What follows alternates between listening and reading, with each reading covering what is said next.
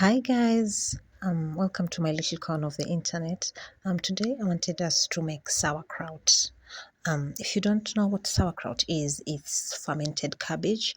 It's really good. It tastes really nice. If you love sour stuff, fermented birimbi, you're going to love this. I started making it for health purposes. I have ulcers, and the PPIs that were given at the hospital stopped working.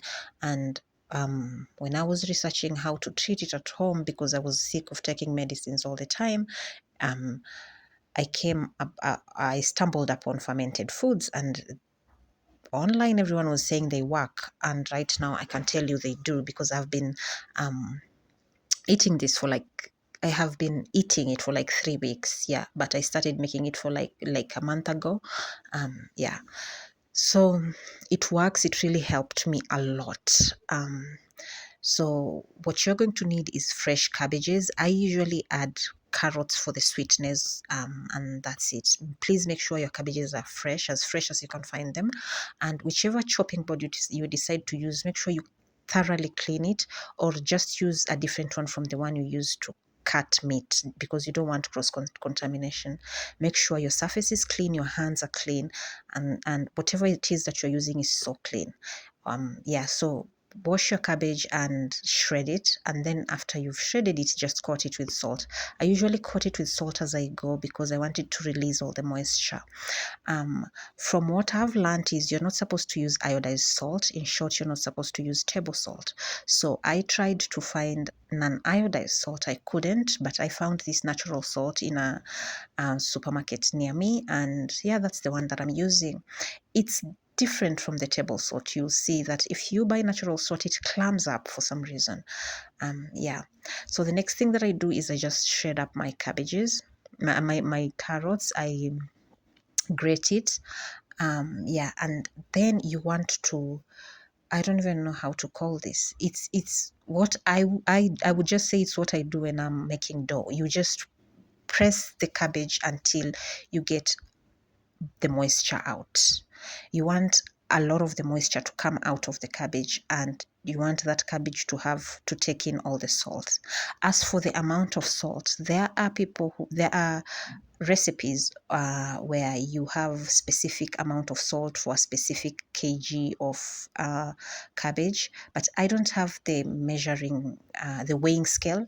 So what I do is I just add the salt, and as I'm testing it also, so as I'm making this, I'm also testing it, and I make it as salty as I can, but still I keep in mind that I'm going to eat it, so I don't make it just too salty. No, I just add enough salt to where if I add any more, I'm not going to be able to eat it, if that makes sense. Yeah. And then after I'm done punching it in and I'm sure all the liquid is out, then I add my carrots, and then I put it in my jar. And in your jar, you also want to press it in. You want to press it really hard in. Um, you, you want to make sure the liquid is coming up as you are adding more of the cabbage in, because at this point it's still cabbage, it's not yet sauerkraut. You taste it, it will just taste like salted cabbage, I mean. Yeah, so you just press it into your jar, and make sure you don't fill it all the way to the top, because you're going to need to be burping this every day. That's what I do. I burp it every day, and that is why when I finish, I'm not going to add anything to weigh everything down, because I check on mine every day, because I eat it every day. So where I put them, I check on them every day. You also are going to want to ferment this for at least a week for it to get sour.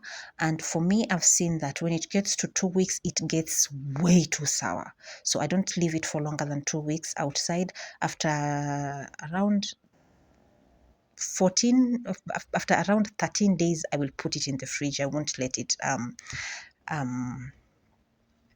just sit there. So you're going to press it all the way down, and when all the liquid comes up, take a big piece of cabbage and just put it in, and make sure everything is under the liquid. Make sure all the content in that jar is under the liquid.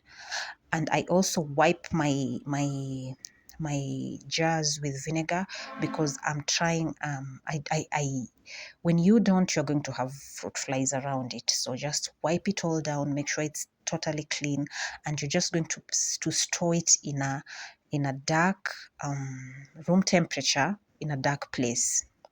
So I just put it in a dark cupboard, just under my kitchen somewhere, in a dark cupboard where they're going to stay there for like a week before I start eating them. But I burp them every day because there's going to be some reaction and you're going to need to burp it or it might blow up. Yeah, so this is one that I've had for like a week, and these things, I'm telling you, just have to test it. It tastes, it's I can't even explain it. You just have to try it. It's really nice. I have it with every meal, and this is mostly because of the probiotics. I just want to eat them, and I'm really trying to improve my gut health. So I eat a lot of fermented things. So this, I was making a sandwich here in the morning, and I would just add some in the morning. And what I usually do is I open it up every day while I'm checking on them. I will open them up, and then I will just take a fork and I will push everything else down to get back under the water, and then close it and leave it there. I check mine every day. If you don't check yours every day, after adding the cabbage cover on top, put something heavy to weigh it down, and then you can be checking it up on maybe every 2 days or every 3 days. Yeah, but this is something you have to keep an eye on, or it's going to get too sour for you to eat it. Yeah, it's really delicious. I really hope you're going to try this.